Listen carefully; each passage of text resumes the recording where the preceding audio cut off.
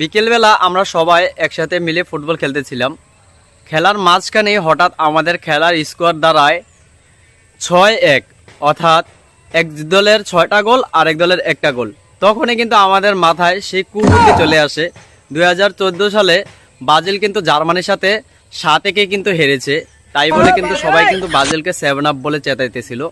তো আমাদের মাথায় কিন্তু চিন্তা হয়ে গেছিল, যে করেই হোক গোলের স্কোয়ার 7-1 করতে হবে, অর্থাৎ 7-up বলে চিল্লানো হবে। সো গাইস, আমরা কিন্তু দুই টিমে কিন্তু পুরোপুরি কিন্তু প্রস্তুত ছিলাম যে 7-1 স্কোয়ার করব।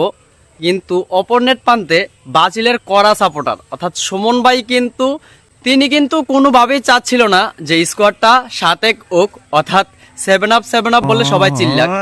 তিনি কিন্তু অনেক বাধা দিতেছিল। তার বাধা বিপত্তি দূর করে কি আমরা কিন্তু পেরেছিলাম 7-1 গোল করতে।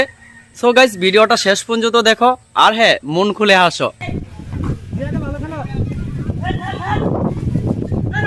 রায়ান 7-up কি হবে? Ryan 7-up 7-up 7-up 7-up 7-up 7-up 7-up 7-up 7-up 7-up 7-up।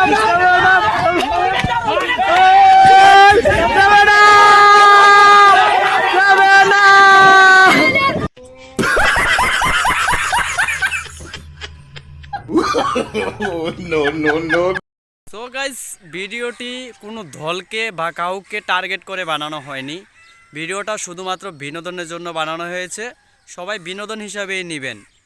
আর হ্যাঁ, ভিডিওটি ভালো লাগলে অবশ্যই কিন্তু লাইক, কমেন্ট এবং শেয়ার করতে ভুলবেন না।